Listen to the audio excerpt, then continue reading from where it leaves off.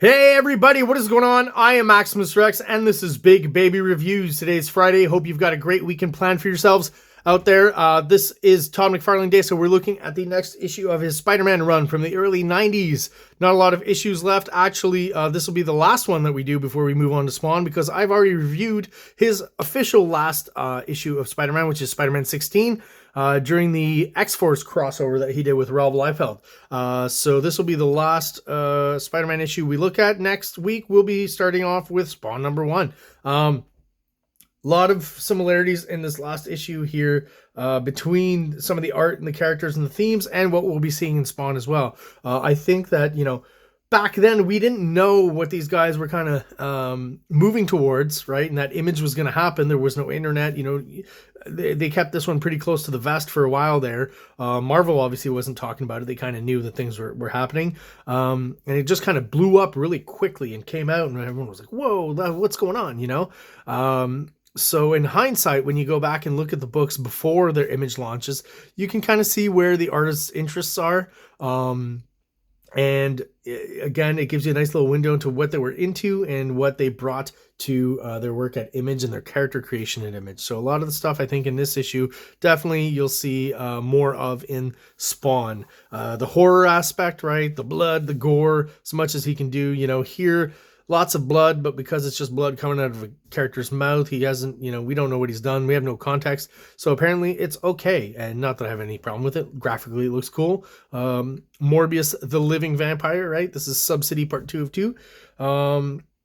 Pretty cool kind of McFarlane designy cover, I guess is how I would describe it, right? The way he kind of layers things in a kind of odd and different way. The way...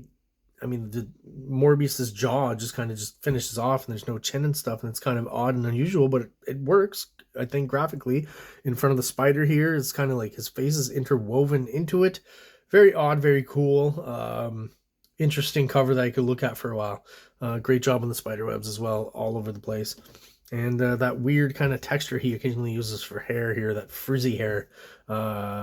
Which I think he's one of the only artists who kind of does that. It almost looks like how some artists depict clouds, right?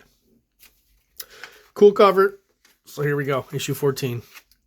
Credits: Tom McFarlane, story, pencils, inks; Rick Parker, letters; Gregory Wright, colors, and that's where I'm going to stop.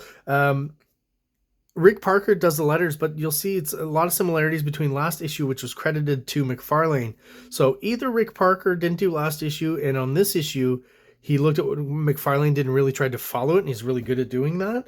Or, I'm more leaning towards this. McFarlane did both issues, but for some reason, Rick Parker was credited here, maybe because McFarlane wanted to make sure he got paid, and he was the regular letterer. So in this case, maybe, for the first issue, it went by, and then, maybe Rick Parker was like, well, hey, if I'm not lettering the issue, I'm losing money this month. So there's a hypothesis that McFarlane might have said, well, you take the credit, I'll still do the letters, and I get paid this month. Or, McFarlane did last issue and Rick Parker does this issue, but really tries to ape and copy what McFarlane was doing. So it's an odd one.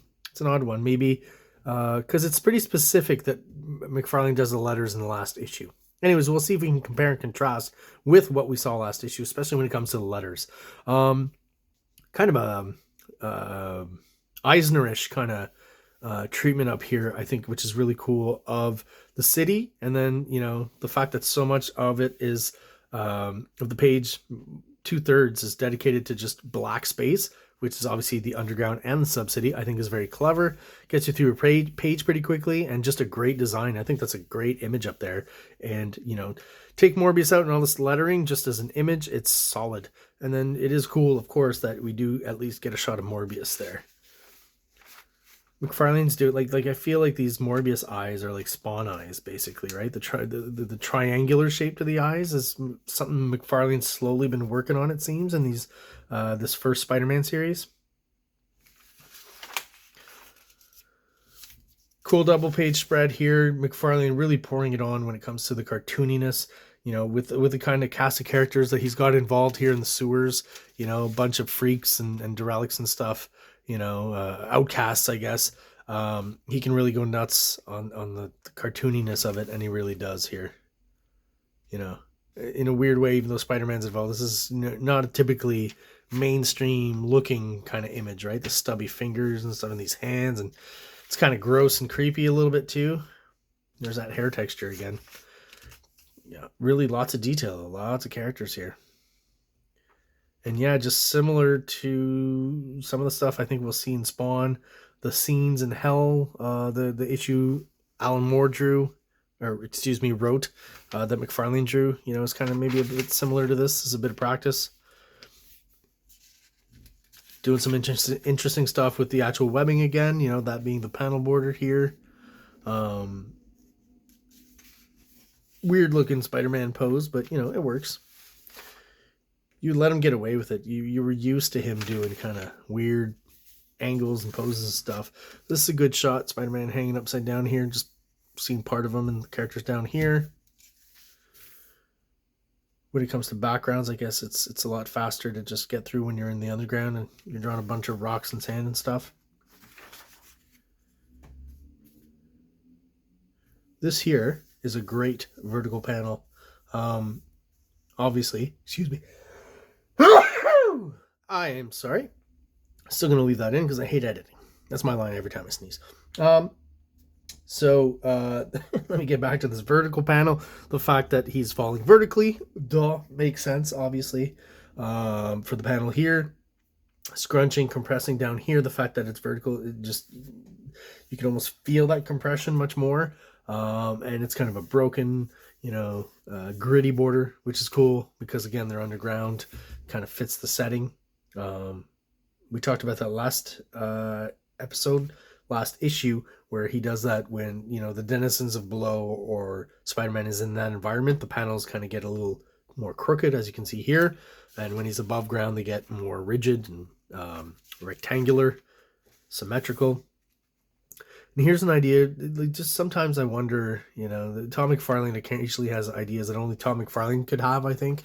So where he's just decided that he's going to web these guys up to each of his, arms and legs and use them as shields, kind of. So if everyone starts attacking him, he says, they're basically going to be attacking their friends, right? So it's just a very, strange thing for a superhero to do, I guess. I don't know. There's just something about it that I find very odd. And I can't imagine anyone else really trying to get across that idea. I mean, he did it. It works to a certain extent. It's just an odd choice. And I kind of like it for that reason, right? Idiosyncrasies of specific artists I enjoy. And Tom McFarlane is a lot more upfront with some of his than other artists, right? I mean, solid art all the way throughout. But again, the darkness of the art, the dark environments, the focus on more cartooniness with the background characters and stuff, all stuff that I think he brings to Spawn. Always thought this panel for some reason was just kind of funny, right? This doopy doopy doo Spider-Man kind of swinging across these cavernous underground caverns. And then finally, we get Morbius entering the scene here. And of course, McFarlane doesn't change the costume or the original components of the character, even though, for some reason Morbius kind of had a hint of popularity around this time. I think because McFarlane brought him into these 2 issues of Spider-Man, and they did have a regular Morbius series where he got kind of an updated, more leather, sadomasochistic kind of costume, gothic, kind of 90s thing, almost like the Crow, I guess, or kind of that vibe. McFarlane didn't redesign the costume here. This is the 70s costume. It's just he's extrapolated certain things, the wings that were very kind of small and almost like Gene Simmons's kind of look, right, between the arm and the side of your body there, like Black Bolt, right, the character, who Gene Simmons has said he stole that look from. Morbius had a similar kind of small cape there, and McFarlane does the typical, he's got a cape, I'll just make it huge, right? And he also makes it kind of beat up and trashed, and so it's the same exact costume, but just reinterpreted in a more interesting, textured kind of way. That was McFarlane's kind of trick, where he would he wouldn't change anything, he would just really do it in his style. and just find what elements he can either exaggerate or add texture to or make it different, right? So the fact that this, kind of similar to the Hobgoblin's costume in the earlier issues, I think it was 6 and 7, somewhere around there. He's kind of doing that here again with Morbius, and it looks really cool. I mean, he's doing a great job with Spider-Man as well with the black costume. Some of those black costume comics from the 80s and kind of the more Jim Shooter Marvel House style were kind of just not that great for some reason. I don't know. I'm not a big fan some of that stuff, but McFarlane, I just something more interesting about the way he draws the black costume. I can't quite put my finger on it. It's just more reflectiveness, more form. I don't know.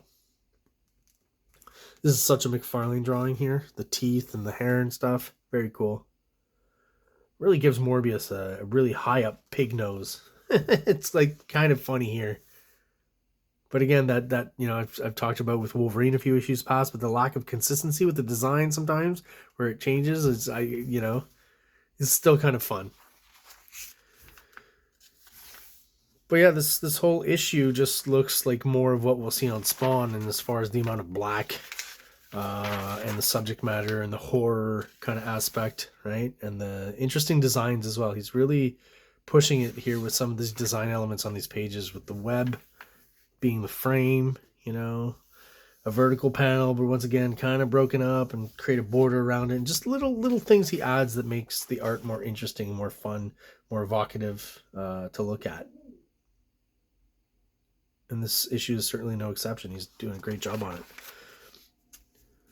This extreme kind of close-up of Spider-Man in the foreground with Morbius in the background, I think has a lot of impact. He's added, the emphasis lines, the, perspective kind of meets here. Always makes an image seem like it's moving or lit dramatically, I guess in this case is maybe kind of what he's going for a bit more. He's the master of the vertical panel, right? So he obviously used this one for a lot of text. There's a lot to read here. I would say McFarlane needs to relax a little bit there in some of the dialogue. But he is kind of using this one page to get a lot of it across, which is something he would do on Spawn as well, right? Some pages were loaded and other pages not so much. So we're seeing some of that here. The way he crops is just great, right? Spider-Man's just enough. Bit of the arms cut off, but I mean, obviously we know it's him. We recognize the character from last issue, right? And again, let me talk about the lettering. He's got that same kind of, look to the Spider-Man's word balloons. Morbius has kept that kind of border there that I probably mentioned before, but I think, he's going to use on Spawn later on. So whether or not Todd or Rick Parker actually lettered this issue is still a mystery to me. I will still say I think it's McFarlane, because it's very consistent with last issue. Or it's Rick Parker really aping what McFarlane was doing. So I'd be surprised if that's what it actually was. If anyone knows anything about it, let me know in the comments. Oh, sorry, that's what a great moody shot. And some of the instances where the McFarlane used that faded off kind of hatching, where I think it works pretty well. Something really cool about the dramatic lighting in this specific, I guess I could call it a pinup, but this splash page here. Very cool. I like the lighting complements it well. The colors complement it well. So this is basically the moment where Morbius realizes that these guys aren't smart enough, and they've just been bringing like regular, probably innocent people for him to feast on their blood. He thought they were only just bad ones, right? So their old kind of mentor here is basically explaining that to him. Yeah, this is where McFarlane just goes like, just atypical as to most mainstream art at that time. Does it here too. Just his own personal tics that no one else does, or people have tried to emulate and just don't do well, where he can pull it off. And I always love this, even as a kid, as to the variety of faces and shapes and stuff that McFarlane can kind of come up with. Here's a good example. Not a lot of ladies in this issue, because I guess it's, you don't want to make the ladies look too ugly. There's one back here, though. So this is an interesting shot here. So I like all of these, but very small back here. You've got Spider-Man talking, and the focus is on this, and you don't spend too much time. But I was looking at it earlier, and it's like, again, some of the faces, like this guy almost looks like Frankenstein And there's a girl here that's drawn very simply, and almost like there's almost a high school drawing kind of feel to just the background characters over here, which is fun. Like almost like he took an old drawing he did in high school in his binder and just stuck it in the background. Probably not what he did, but I just like that quality this drawing in the back has here. It's just a little bit different. It's interesting. I hope the camera can pick it up there pretty well. And there we are. Off these guys go with their back with their old mentor, and we get one last. I would basically qualify this as a splash, even though there's an insert panel here. One last cool splash page of Spider-Man swinging on loads and loads of web here. Some good designs on the backgrounds as well. Sometimes I wonder, this looks like a shot maybe he might have light boxed from an actual picture. He's been known to do that from time to time, or statting pictures in. Here it does feel like it was inked over a picture. And yeah, just a cool last shot of Spider-Man in the black costume. Last time we'll see McFarlane draw Spider-Man in the black costume. And last time here on Big Baby Reviews, we'll see McFarlane drawing Spider-Man. Because next episode, we are moving on to Todd McFarlane and his first and only, I think, image project, Spawn. So there you have it, guys. Spider-Man issue 14 by McFarlane. Any questions, comments, concerns, little tidbits about this issue that you know, let me know in the comments below. If you're already subscribed and you're still watching the videos, thank you so much. I appreciate you still being there and checking out my vids and hopefully enjoying them. If you are watching the videos but you're not subscribed, please do so below. It only takes a second and it really helps the channel. You know how these algorithms work. The more people like and subscribe, the more they'll put us out there and hopefully, you know, reach other people who are interested in the same kind of stuff that we are, basically comic books. So thank you so much for your time, guys. Have an awesome day. King Comics presents Big Baby, Volume 1, Issues 1 to 13, 204 pages of story and art. King Comics also presents Star Crasher one-shot, 32 pages, cosmic sci-fi surrealist adventure.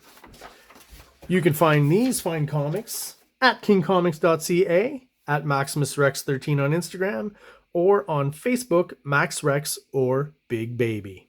Light!